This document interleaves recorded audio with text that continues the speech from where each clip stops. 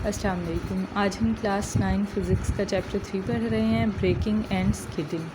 कोई भी moving vehicle जो है उसके टायर्स के दो वेलोसिटी कंपोनेंट्स होते हैं। एक तो जो उसके व्हील्स रोड के अलोंग मूव कर रहे होते हैं वो वेलोसिटी कंपोनेंट होता है, और दूसरा जो व्हील्स अपने एक्सिस के गिर्द मूव कर रहे होते हैं वो होता है। किसी भी व्हीकल को स्टॉप करने के लिए या उसे मूव कराने के लिए हमें उनके टायर्स के दरमियान फ्रिक्शन अप्लाई करने की ज़रूरत होती है। अब फॉर एग्ज़ाम्पल अगर कोई रोड स्लिपरी होगी तो कार जो है वो उसके टायर्स जो हैं वो रोल करने के बजाय उस पर मूव करना शुरू कर देंगे। तो अगर तो हमने इसको प्रिवेंट करना है, हमें इसे रोकने के लिए टायर्स और रोड के दरमियान फ्रिक्शन की ज़रूरत होती है, और वो फ्रिक्शन इतनी होनी चाहिए कि वो उनको टायर्स को स्लिप करने से रोक सके। उसके बाद इसी तरह से अगर हम किसी कार को स्टॉप करना चाहते हैं, जल्दी से ब्रेक्स अप्लाई करेंगे। तो ब्रेक्स क्या होती हैं, बेसिकली ब्रेक्स भी क्या करते हैं कि फ्रिक्शन प्रोड्यूस करते हैं। ठीक है, तो हमें क्या चाहिए होती है, एक large force of friction between the tyres and the road. लेकिन there is a limit to this force of friction that tyres can provide. तो इन पे क्या होती है, एक लिमिट होती है। अगर हम ब्रेक्स बहुत ज़्यादा तेज़ी से अप्लाई करेंगे तो क्या होगा, कार के जो टायर्स हैं वो लॉकअप हो जाएंगे, और कार जो है वो उसका मोमेंटम क्योंकि बहुत ज़्यादा होता है तो वो स्किड करेगी। स्किड का मतलब होता है कि वो स्लिप करना शुरू कर देगी एक अनकंट्रोलेबल वे में।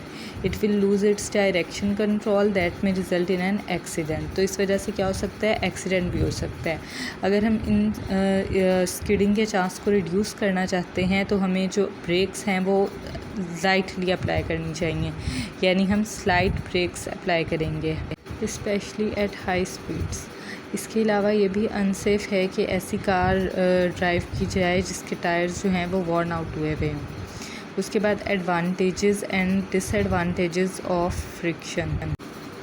फ्रिक्शन के एडवांटेजेस भी हैं और डिसएडवांटेजेस भी हैं। अब फ्रिक्शन जो है वो अनडिज़ायरेबल होती है जब हाई स्पीड पे मूव कर रहे हों, क्योंकि ये क्या करती है, ये अपोज करती है मोशन को, और जो स्पीड होती है मूविंग ऑब्जेक्ट्स की उसे ये कम कर देती है। Most of our useful energy is lost as heat and sound due to the friction between various moving parts of machines के वेरियस मूविंग पार्ट्स में जो फ्रिक्शन होती है उसकी वजह से हमारा बहुत सी हीट और साउंड एनर्जी जो है वो लॉस हो जाती है।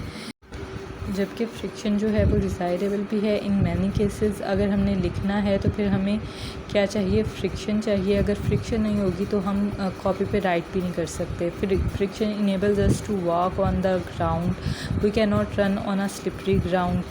A slippery ground offers very little friction. As we know that अगर हम slippery ground पे जाएंगे तो हम क्या करेंगे, हम slip हो जाएंगे, हम चल भी नहीं सकेंगे। Hence anybody who tries to run on a slippery ground may meet an accident. Similarly, it is dangerous to apply brakes with full force to stop a fast moving vehicle on a slippery road, as we already discussed.